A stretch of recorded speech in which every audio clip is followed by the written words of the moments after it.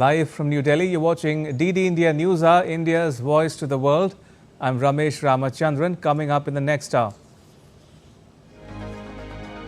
China conducts a second day of war games around Taiwan, says the military drills test its ability to seize power on the self-governing island.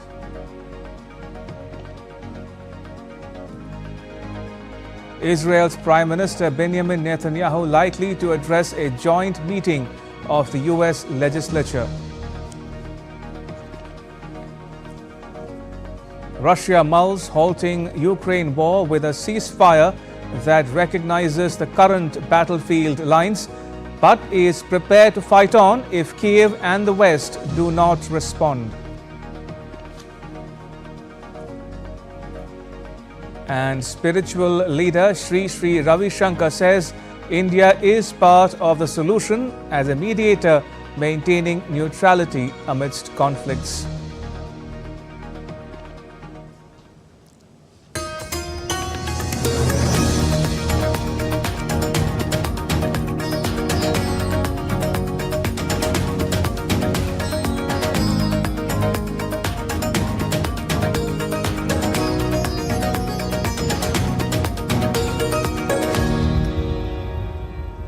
Let's get you the latest on the world's largest election in India.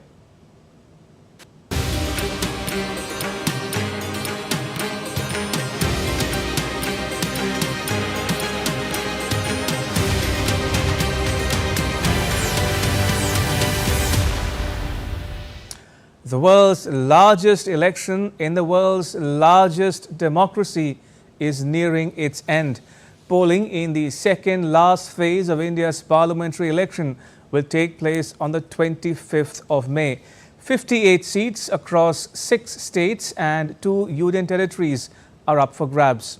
The campaigning for the 6th phase of election ended on Thursday. A total of 889 candidates are in the fray. Polling will also be conducted in Jammu and Kashmir's Anantnag Rajouri constituency after the polling date was postponed from 7th May to 25th May.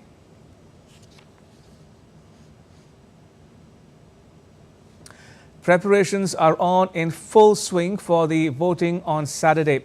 Polling parties are being dispatched with electronic voting machines to the voting centres. Security preparations have also been made for the smooth conduct of the polls. Chief Election Commissioner Rajiv Kumar appealed voters to participate in the festival of democracy. He said arrangements had been made at polling stations for the polling. कल 25 तारीख को 8 states और UTs में 58 लोकसभा चुनाव में parliamentary constituencies में चुनाव होना है, जिसमें उड़ीसा लेजिस्लेटिव असेंबली की भी 42 सीट्स शामिल हैं। तो कल करीब 11.13 करोड़ वोटर्स वोट देने जाएंगे और वो जाएंगे लगभग 1,14,000 बूथ पे कल वोट देने जाएंगे।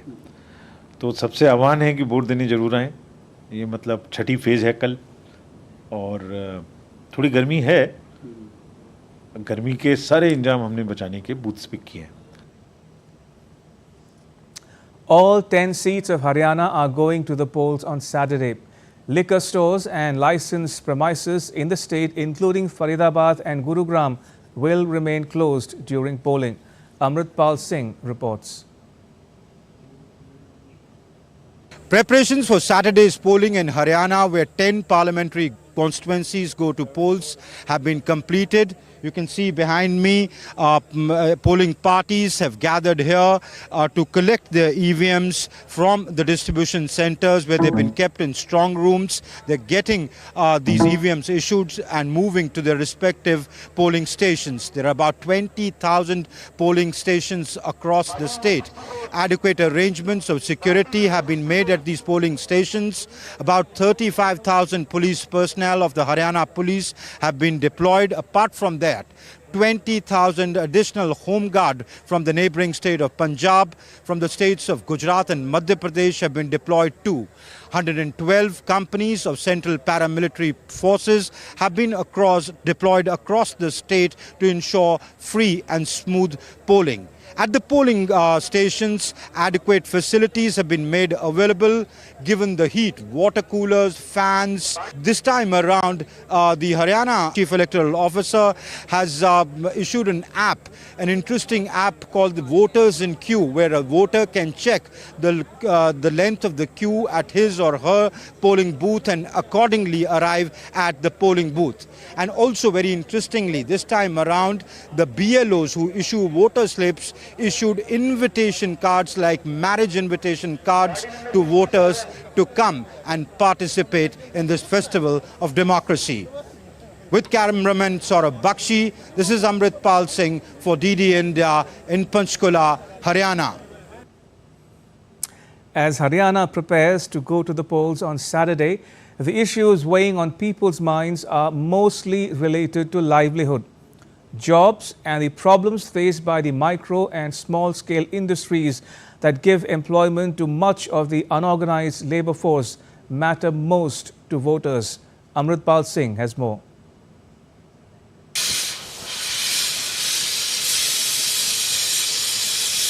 The Scientific Instruments Industrial Cluster at Haryana's Ambala, which has not been in the best of health in the past few years, is crying for attention. Home to more than 2,100 micro, small and medium industrial units manufacturing scientific instruments used in educational institutes like microscopes, incubators, glassware, the Ambala Industrial Cluster has been manufacturing and supplying scientific instruments since 1914, not only in the country but all over the world. Ambala has been Asia's biggest market for the last 100 years. All the instruments are manufactured here. They were all supplied to engineering and medical colleges as well as for the satellite production.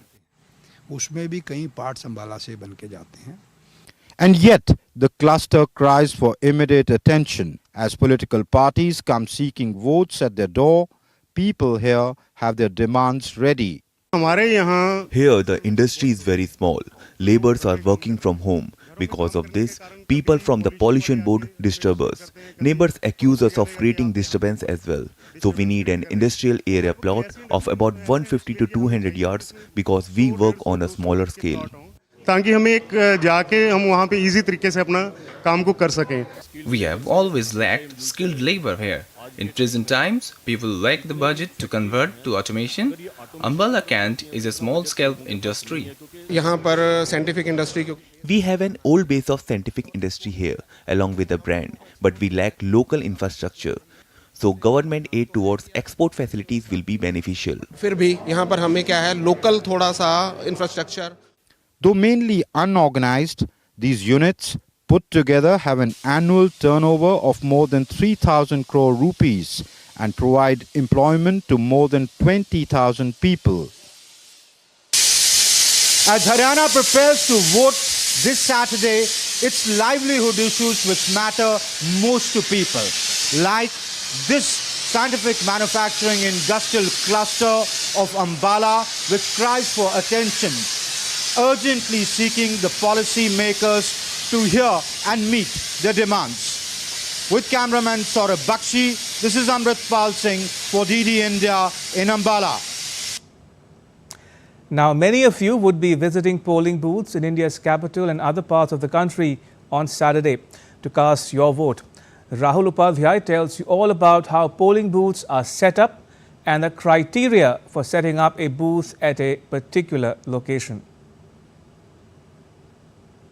And many of you must have visited to polling stations to cast your vote at your respective constituencies. But have you ever thought how these polling stations are get set up? What are the criteria and procedure behind this? We have tried to find out. Let's take a look. Electioneering in India is a big and mammoth exercise. It involves advanced planning, execution of well-planned strategies to ensure free and fair elections. It begins with announcement of date for election. The process of setting up of polling stations follows certain norms and principles. The district election officer is assigned the responsibility to set up and publish the list of polling stations in their district. There are some principles on the basis of which polling stations are set up.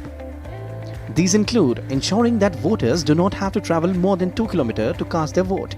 What we have done is on P-1 day, हम इनको dispatch कर रहे हैं. We are sending them to their polling locations. We have tell them which polling location each party will be going. So they are in the buses.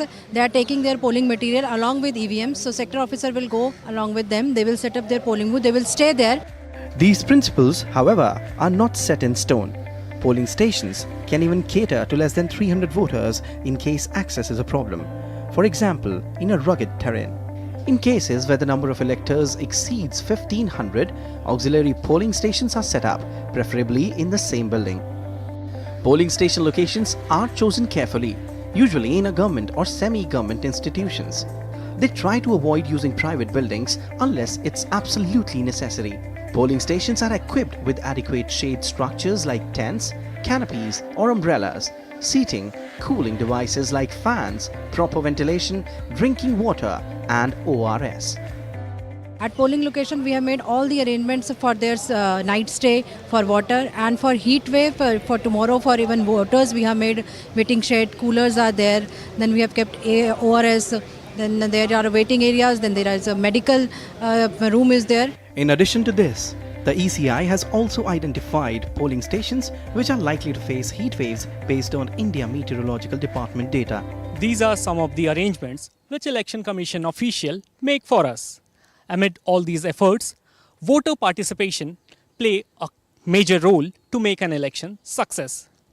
And for this, we must have to understand the value of our vote and we should come out and cast our vote. With camera person Anil Thakur, this is Rahul Upadhyay from New Delhi for DD India. West Bengal is among the states where polling will be held on Saturday. Polling parties are being dispatched to their respective booths. Vishal Barrister reports from Midnapur. 8 seats would go to poll in the 6th phase from Bengal on the 25th of May. I'm here in the Midnapur College and as you can see, all these political parties, they are being dispatched to their respective polling stations. I have a team. Let's talk to them and find out how many members are there in your team and where are you going? We are 4 in our team and we are going to the mission school. आप लोग का training अच्छे से हुआ है? आप लोग तैयार हैं इलेक्शंस के लिए? Yes, हम लोग बिल्कुल तैयार हैं. कल इलेक्शन है, हम लोग सब ले लिए मटेरियल्स. अब अटेंडेंस होगा, उसके बाद पुलिस टैगिंग होगा, फिर व्हीकल्स मिलते ही हम लोग बूथ निकल जाएंगे. So there you heard Piali and Shanta, they are all prepared for tomorrow's polling.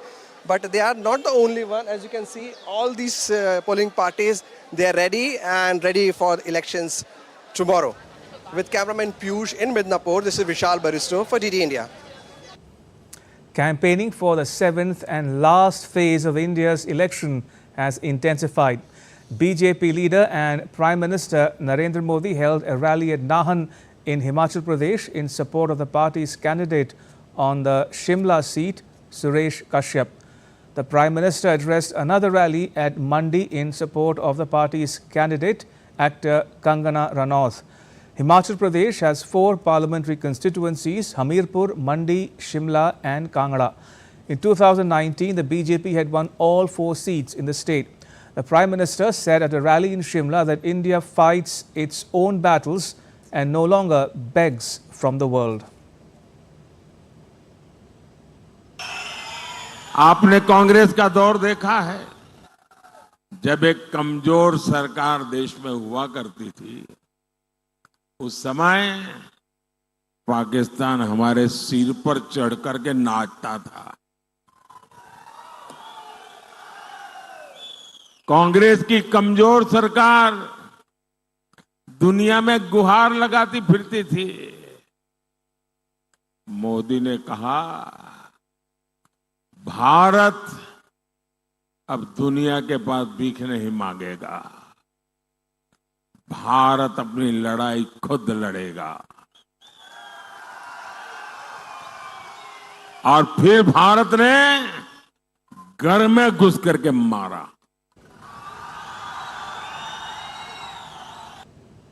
Afterwards, the Prime Minister reached the Indian state of Punjab, where he addressed a rally in Gurdaspur. Emphasizing the need for rapid development, the Prime Minister assured the people of Gurdaspur and the entire country of his unwavering commitment to their progress and prosperity. The Prime Minister also urged the citizens to choose leadership that prioritizes the nation's interest.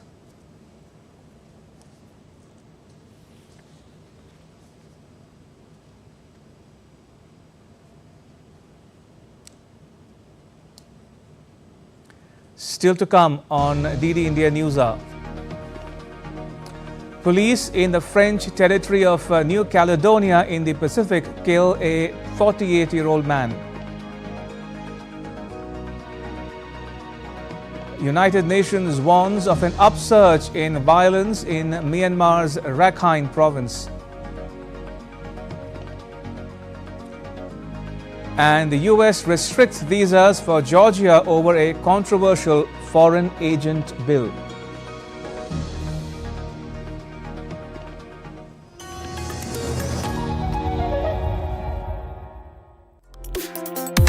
Complex issues, hidden agendas, twists and turns, strategic games. We think all dots are linked. We just need to connect them.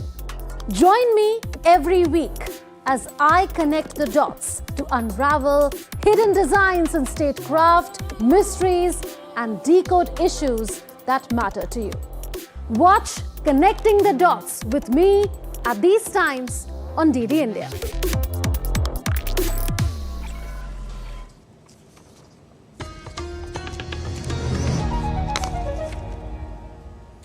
You're watching DD India NewsHour. I'm Ramesh Ramachandran. Russia's President Vladimir Putin is ready to halt the war in Ukraine after a negotiated ceasefire that recognizes the current battlefield lines. Three sources in Putin's inner circle expressed his frustration with Western-backed efforts to hinder the negotiations. Putin voiced concerns to advisors about Zelensky's refusal to engage in talks. They spoke anonymously because of the sensitive nature of the matter. 5 persons familiar with Putin's inner circle were consulted. One source did not comment on halting the war as the current front lines. Putin's spokesperson Dmitry Peskov emphasized Russia's openness to dialogue for its goals. He said Russia does not desire perpetual conflict.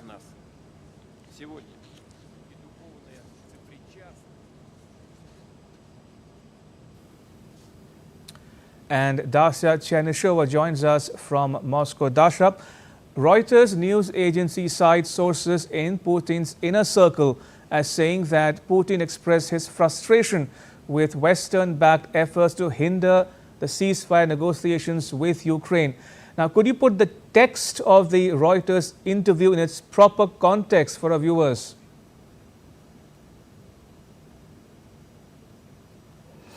Well, indeed, we have heard from Reuters citing sources about the desire of the Russian president to freeze the conflict in the current borders. Having said that, you have to keep in mind that Moscow has insisted for many months now that it wants to achieve the goals, what it calls its special military operation in Ukraine. And this is to establish the proper borders of the Lugansk and Donetsk People's Republic within their administrative borders. That means that Russia is very far from achieving those goals. Moscow is yet to get full control over those territories. Moscow, in the meantime, has also under its control the territories of the Zaporizhia region as well as Kherson region. So there is a lot more to be done when it comes to the fighting on the ground. And also we have heard Moscow repeating constantly that Moscow is open for the negotiations. But having said that, you have to keep in mind that Moscow will be negotiating, but it will be negotiating on the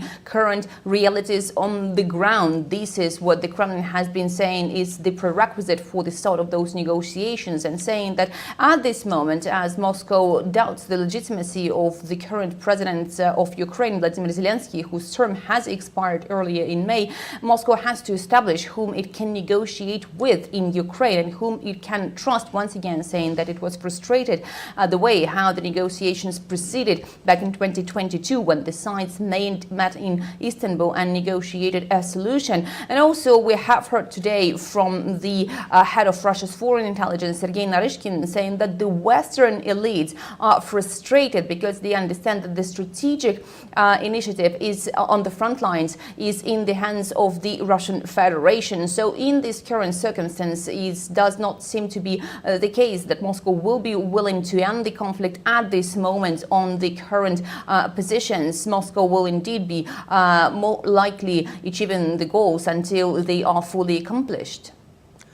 Dasha, for its part, Ukraine claims that Russia has got bogged down in street battles for Vovchansk, which is less than 5 kilometers from Russia.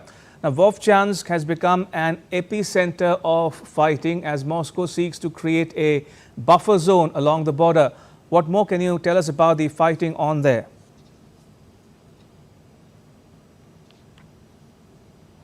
Well, we have heard from the Russian Ministry of Defense that they have been making steady gains on this direction in the Kharkiv region. We understand that over the past week, the Russian military have carried out 49 group strikes with high-precision long-range weapons to destroy the military equipment that Ukraine has, as well as to destroy the military infrastructure of the Ukrainian armed forces. Moscow has been saying that indeed the territory in the Kharkiv region is now needed to become the buffer zone to prevent the Ukrainian armed forces from striking deeper inside Russia. But interestingly, we've heard also from Russian Foreign Minister Sergei Lavrov saying that the American weapons is already used against the objects on the Russian territory. So we understand to this moment that Moscow does have the strategic initiative, as we have heard the Russian officials insisting on that. But as for the situation in Vovchansk, we are yet to hear for more details from the Russian Ministry of Defense. In the meantime, they have been making gains there as well as on other directions, including in the Donetsk People's Republic. Dasha, thank you. That was Dasha Chernyshova reporting from Moscow. In other news, Israel's military recovered the bodies of 3 hostages taken into Gaza by Hamas on 7th October last year. The bodies were recovered in a military operation at Jabalia in northern Gaza, which has seen fighting in recent days. Israeli officials said that more than 120 hostages kidnapped on 7th October are still being held captive by Hamas in Gaza. There are men, women, children and babies being held by Hamas in living hell across our border in Gaza. We will not stop fighting for their freedom. Every decent country in the world would do the same. Israel's Prime Minister Benjamin Netanyahu is expected to address a joint session of the U.S. legislature soon amidst increased tensions with U.S. President Joe Biden over the Gaza conflict. U.S. Speaker Mike Johnson said at Israel's annual Independence Day celebration on Thursday that Netanyahu's upcoming address would be a testament to Washington, D.C.'s backing for Israel during its most challenging period. We will soon be hosting Prime Minister Netanyahu at the Capitol for a joint session of Congress. Yes.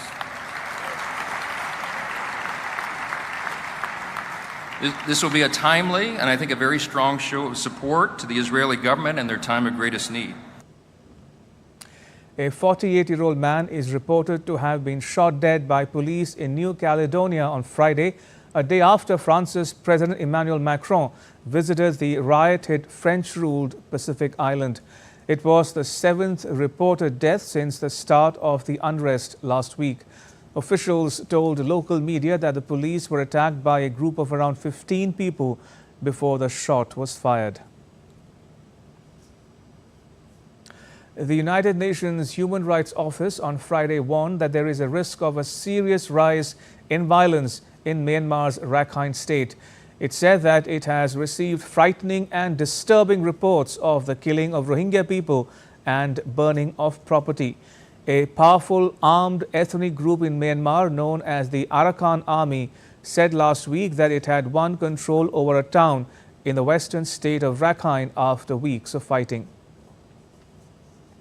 We are receiving frightening and disturbing reports from northern Rakhine State in Myanmar of the impacts of the conflict on civilian lives and property. Some of the most serious allegations concern incidents of killing of Rohingya civilians and the burning of their property. Tens of thousands of civilians have been displaced in recent days by the fighting in Butidong and Mangdao townships. An estimated 45,000 Rohingya have reportedly fled to an area on the Naf River near the border with Bangladesh, seeking protection. The US has introduced new visa restrictions on Georgia after the nation's lawmakers passed a controversial foreign agent bill this month. US Secretary of State Antony Blinken said that the measures will target individuals responsible for undermining democracy. A comprehensive review of bilateral cooperation between the US and Georgia has also been announced.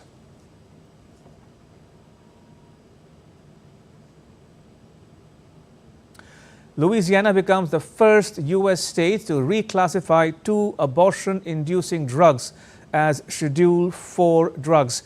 It's a category of medications carrying the potential for abuse or addiction. The state's lawmakers passed the bill on Thursday, making unprescribed possession of mifepristone and misoprostol a crime, punishable up by 1 to 5 years in prison and a fine of up to $5,000.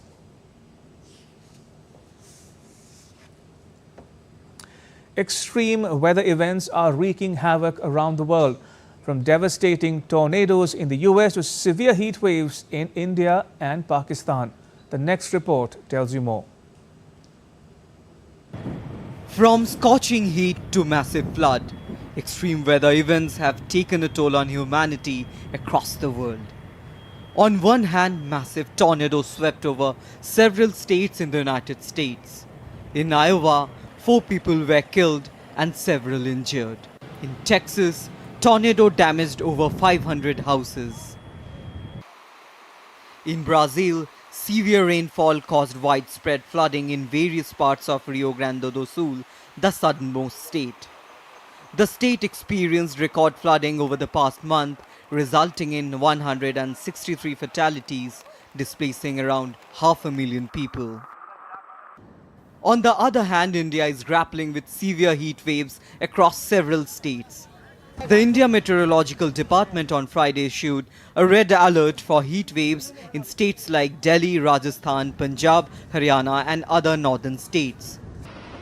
Heavy rain continues to wreak havoc in the southern state of Kerala, where 7 people have died so far.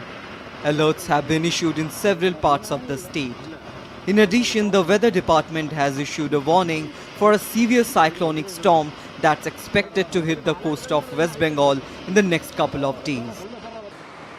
In India's neighboring country, Pakistan, 26 districts are reeling under a severe heat wave.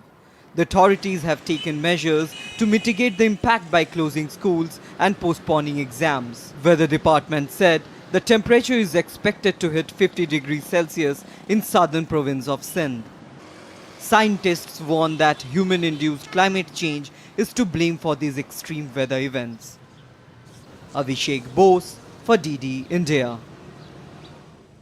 And now take a look at what else is making news around the world. In a renewed excavation attempt in the ancient city of Dara in Turkey, a church, a palace, shopping center, dungeons and an arsenal have been found.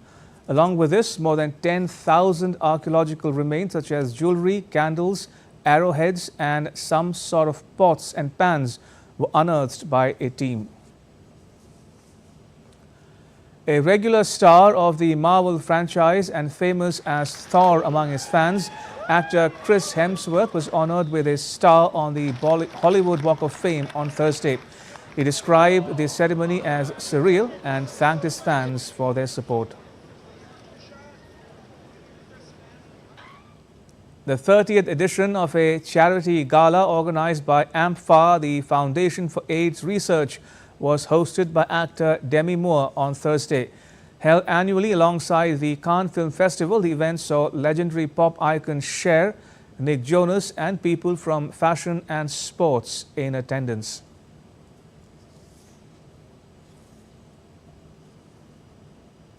Still to come on DD India NewsHour.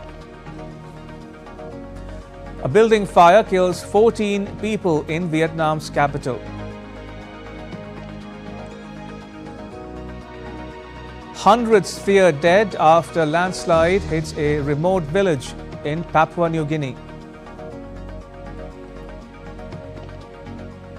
And British lawmakers are due to complete parliamentary business before joining their party campaigns for the 4th of July parliamentary election.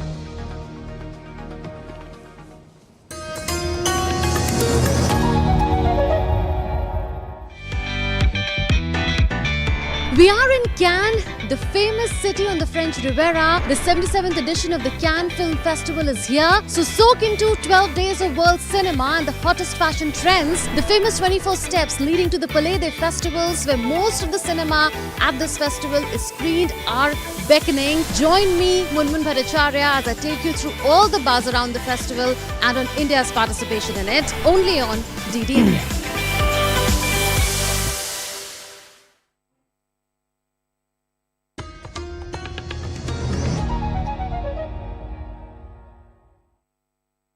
NewsHour, I'm Ramesh Ramachandran. A quick recap of the headlines.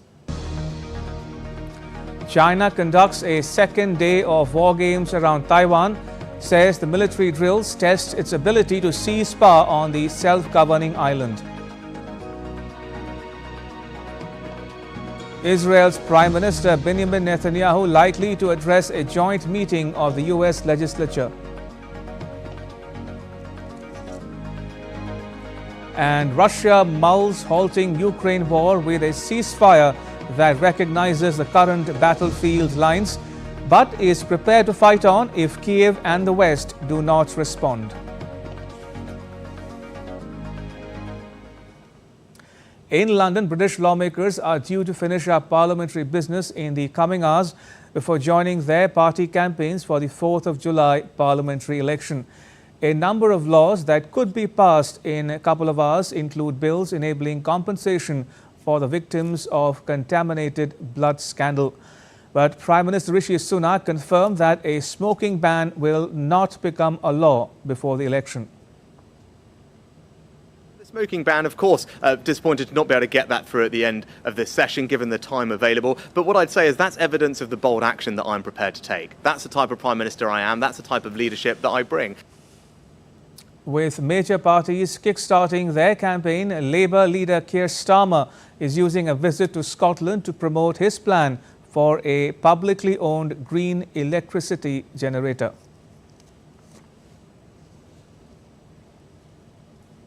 And Ollie Bader joins us from London for more. Ollie, so Sunak's flagship bill to eventually ban smoking in the country has been shelved. How much of a setback would it be for Sunak?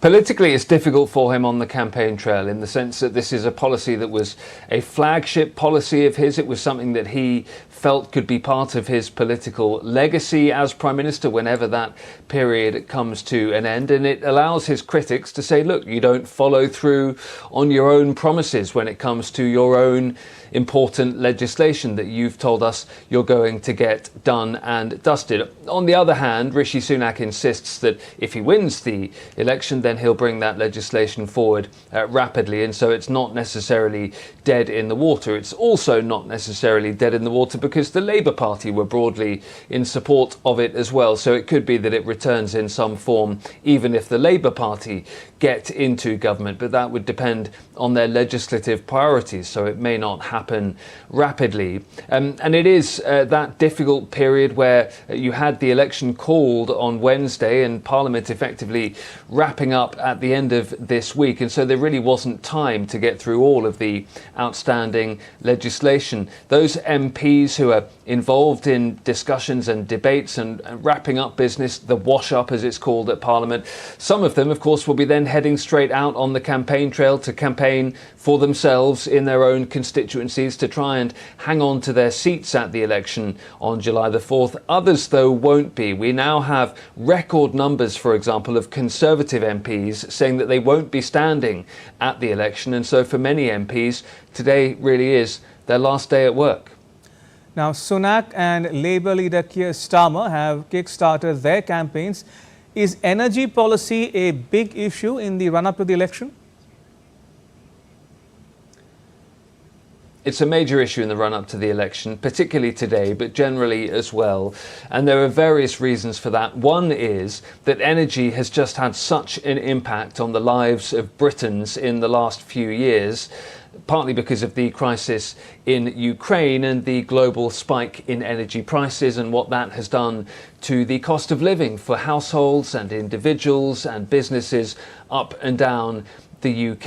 And so both parties are trying to explain ways in which they would deal with some of those issues. For the Labour Party, it's talking about their Great British Energy Organisation, which would take on many of the duties of trying to make sure that the UK is as energy self-sufficient as possible, trying to make sure that prices are kept under control. The Conservatives, conversely, say that that scheme from Labour would actually put prices up, and both parties are arguing about who has the best policies around climate and energy as well. So these are important issues which are central in the campaign today, because we've had the news that energy prices for households are coming down, and that's the reason that today the parties are talking about it. But even beyond today, it will be something that comes up regularly over the campaign trail between now and July the 4th.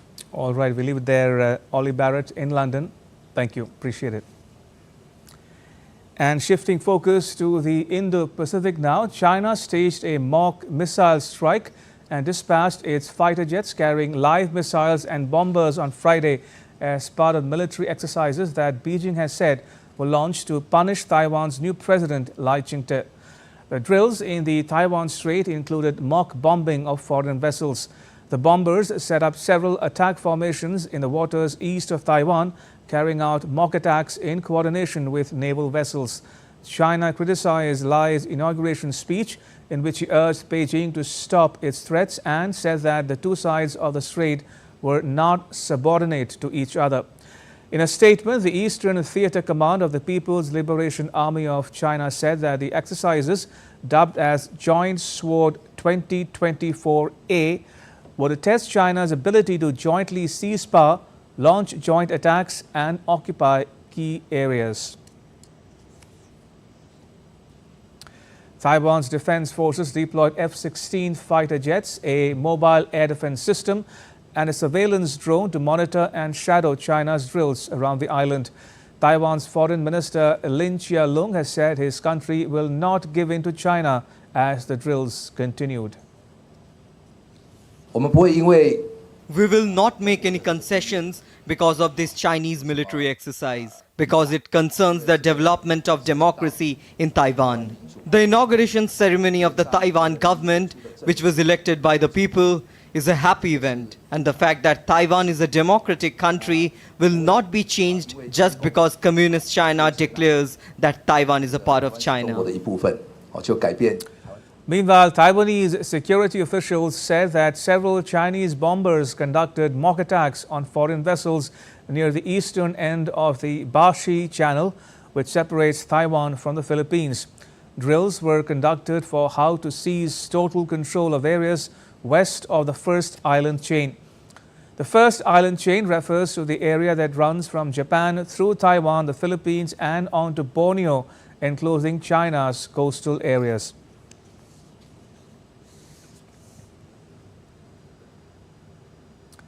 Finance ministers and central bank governors from the G7 nations are trying to make progress on how to use frozen Russian assets in the West to help Ukraine. The two-day meeting has kicked off in Italy, where they are expected to discuss about Chinese unfair industrial policies, artificial intelligence and taxes for multinational companies. DD India's Trent Murray has more from Berlin.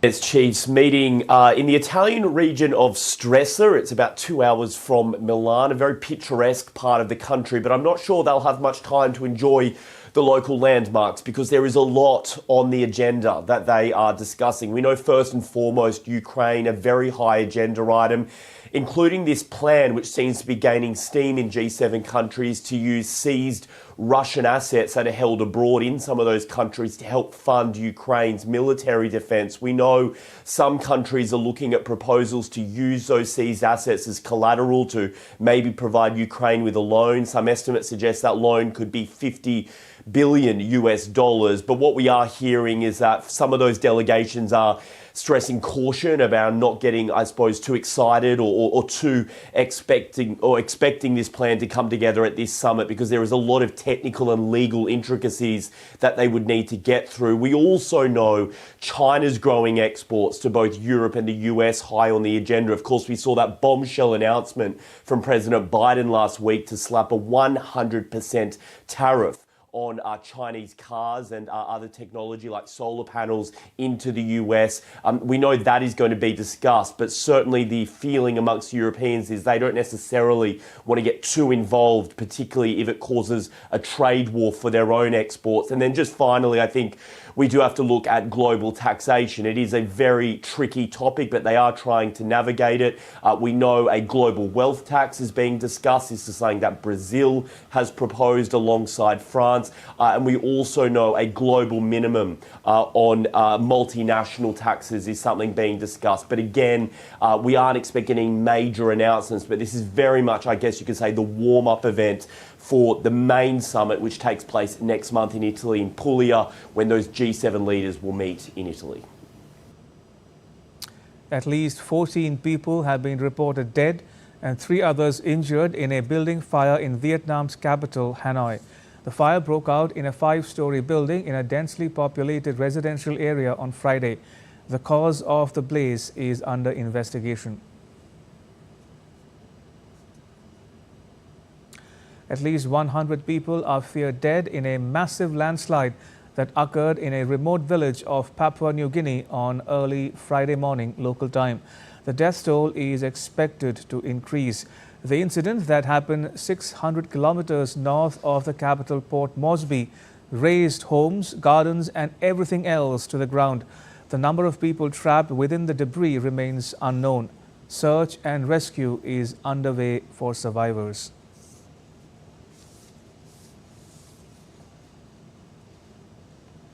In an exclusive interview with DD India, spiritual leader Sri Ravi Shankar said that India is unstoppable and will keep going ahead. आप बड़े ancient हो, you are very ancient, और you are ever new also.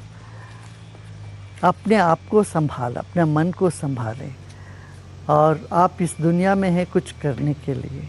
इस बात को मन में रखें और आगे बढ़ते जाएं. Or India's way forward? India's way forward. What is the India way? India is unstoppable. It will keep going ahead and be part of it. Be part of the positive challenges and the progress that you need to go through. When asked about the unwavering faith in the women of India, Sri Ravi Shankar says that India's women are already empowered. Take a listen to an exclusive interview by DD India's Sakal Bhatt.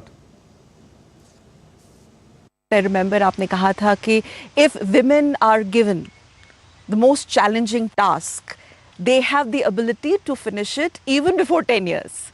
So what's this unflinching faith in the women of India? Where does this come from? Your thoughts? You know, from our mythology, if you see, all the important portfolios are all given to women. The Defense Ministry, Durga. Yes. Education Ministry, Saraswati. Human Resource.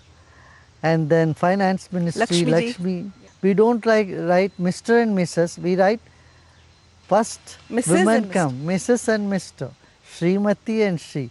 So women are already empowered in this country. Mother India we call. No other nation calls their nation as mother. So we have ingrained this principle of women empowerment from millions of years. This is our heritage, part of It's our legacy. part of our heritage, yeah. And still to come on DD India News Hour. Sunrisers Hyderabad to take on Rajasthan Royals for a place in the Indian Premier League final. The French Open draw is out. Rafael Nadal will face a tough test against Alexander Zverev in the first round in Paris. And Indian actor Preeti Zinta to grace an awards ceremony at Cannes on Friday to honor Indian cinematographer Santosh Shivan.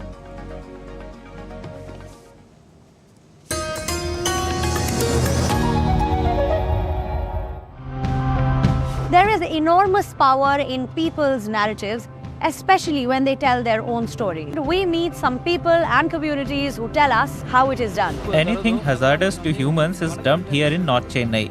We need to tell these stories because we are the ones who are affected by it. Delhi Metro's philosophy is very clear. We want to generate non-conventional energy. Apart from the whatever is supplied by the grid, we want to generate a lot of energy through solar sources. The benefit of running an MRF is that it protects me from the rain and harsh conditions outdoors. Work goes on even in hot weather and during the rainy season. India is one of the climate swing states. We have to get India right to get emissions and to be able to really combat climate change.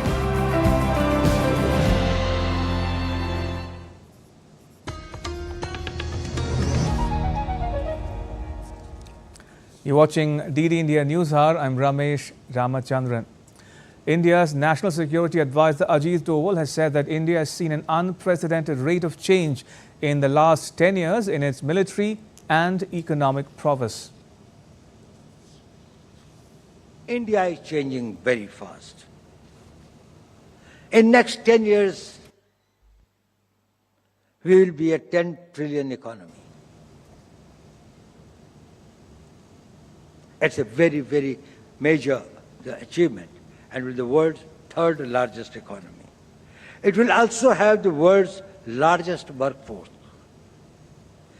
Technically, it will be one of the most advanced countries in many fields like semiconductors, artificial intelligence, quantum computing, high technologies, and various other areas of defense, security, manufacturing, and others. For military weapons and equipments, I think every few months we are bringing out a list of about 100 items or others where there is a ban on imports. Everything will be made in India. Atmanirbhar Bharat. Speaking after giving away the President's Medal for Gallantry to Border Security Force personnel, the National Security Advisor said that the last 10 years have seen India place border security on a priority. He said India's Prime Minister Narendra Modi himself had spent his last 10 consecutive Diwali festivals with the country's soldiers at the border.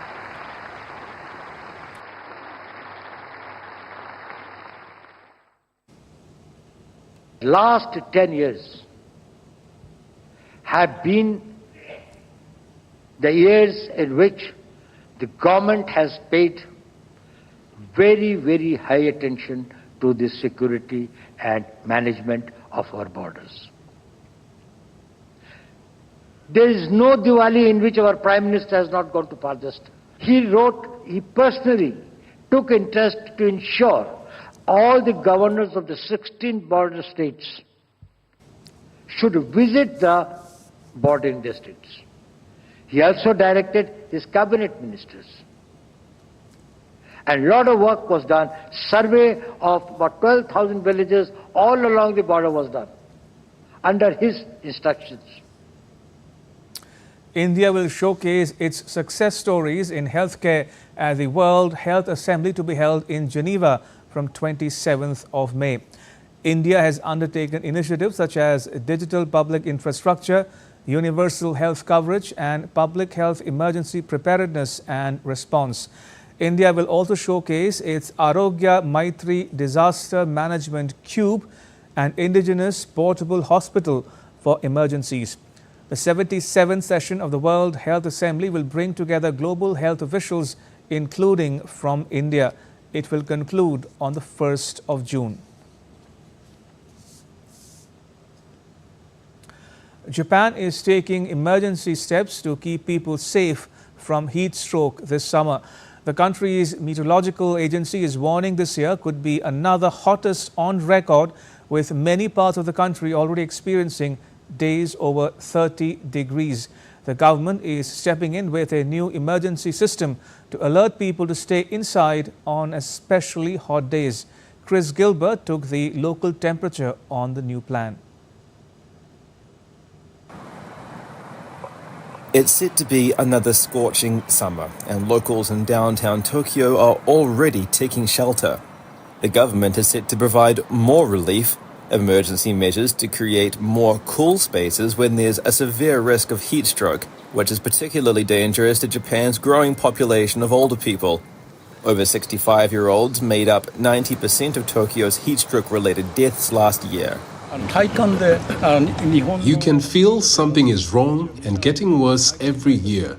We are struggling to cope with climate change, and heat stroke is a huge threat. I think we would notice the danger before the government issues an alert. We are already mindful of it. Children and older people can't go outside as freely anymore. More elderly people will probably be hospitalised this year. It's hard to prepare and respond to these unprecedented conditions. The new plan will trigger the Environment Ministry to send out alerts to local governments on days when there's a high risk of heat stroke. Schools and companies will be prompted to take measures such as cancelling outdoor events and sports days. Local gyms, malls and halls will be assigned as air-conditioned retreats for people to take shelter in until the threat has passed. Official statistics show that the number of heat stroke-related deaths every year in Japan is often more than 1,000. That's higher than the death toll from some natural disasters like earthquakes. And the government is hoping that the new emergency measures will create more oases for people to take shelter from the summer heat. Workers in aged care facilities say the situation is becoming worse every summer. We feel a sense of strong urgency, especially with dementia patients and those who can't easily hydrate by themselves. Air conditioning is vital, but some care homes have run-down units, and it's hard to afford their repair. Experts welcome the emergency measures, but say climate change relief should be built into cities. Local governments should focus on urban planning that considers those vulnerable to heat stroke. Well-designed cities could keep elderly people off hot asphalt, have more areas out of direct sunlight, and resting spots like small pavilions. Professor Ichinose agrees the national priority should be on older people. Over 65s are set to become 40% of Japan's population in the next 25 years, putting the heat on the government to find long-lasting solutions. Chris Gilbert in Tokyo reporting for DD India. Time now to get you all the glitz and glamour from the Cannes Film Festival.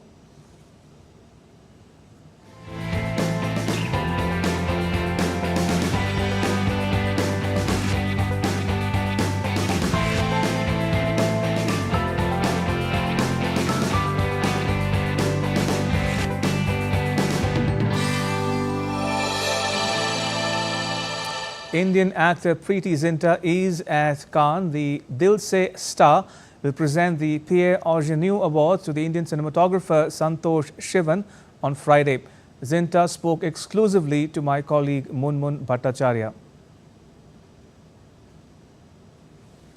Preeti G. Zinta, the Indian actor and entrepreneur who will be presenting the prestigious Pierre Augeneau Award to ace Indian cinematographer Santosh Shivan at the Cannes Film Festival, is right here with us in Cannes. Welcome, Preeti. Such a pleasure to have you on DD India. Thank you. It's a pleasure to be here. Long time. 1998, you did Dil Se with Santosh Ji behind the lens, and now it's 2024. It's almost 26 years now. Your thoughts on this occasion? Well, it's amazing. I think we have a karmic connection, Santosh and me. I did my first film with him. I shot 3 days for Soldier, 5 days for Kya Kehna. And then that time, nobody shot in one stretch. Only 10 days were left. So when my काम 10 days का हुआ, तो the film was released. It was ready because they'd already shot the whole film. And now I feel I'm coming take 2 in my life where I'm come back into movies, and I'm doing Lahore 1947 with Santosh. And फिर I got this opportunity to present this amazing prestigious award to Santosh. So I feel great, and I'm very happy it's me. What do you think makes him the best cinematographer in India and in Asia? I think his eye for detail, how quick he is, how effortless he looks. आपको कभी ऐसे नहीं लगेगा कि वो इतनी मेहनत कर रही है और इतना टाइम लगा रहे हैं और इतना सोच रहे हैं. He's just so quick, and I don't know what it is, but he's just a genius. And vision ही है, और क्या हो सकता है.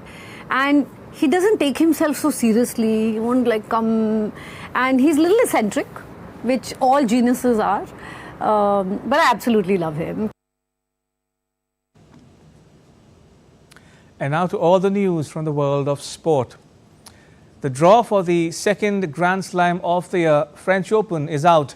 Unseeded record 14-time French Open winner Rafael Nadal will face a tough test against Alexander Zverev in the first round in Paris. The 22-time Grand Slam champion has won the French Open 14 times, more than any other player in tennis history, and holds an incredible 112-3 record at Roland Garros. Nadal currently holds a 7-3 record against Zverev, who won the title in Rome last week.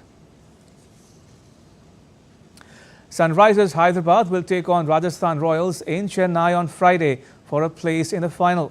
Sunrisers Hyderabad has had a great run so far this year, but Pat Cummins and his side were given a rude jolt when KKR destroyed its bowling to win the first qualifier and make it to the final, while Rajasthan Royals lost 4 games in a row before making it to the eliminator game against Royal Challengers Bengaluru.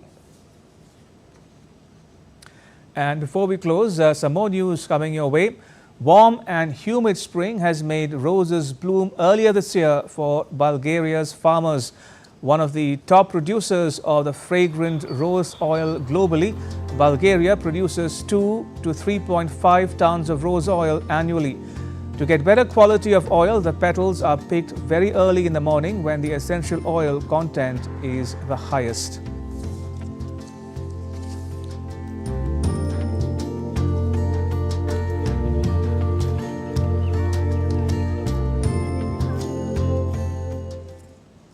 And with that, it's a wrap on this edition of DD India News Hub. For those of you on the go, you can get all the latest news and updates on the DD India mobile app. The app is available on both Android and iOS platforms. You can scan the QR code on the screen now to download it. Let us know your thoughts on the news of the day. You can connect with us on Facebook, X and Instagram. You can also check out our website ddindia.co.in. We will be back with more news as it breaks here on DD India. I'm Ramesh Ramachandran. From all of us here in New Delhi, thanks for watching DD India News Hour.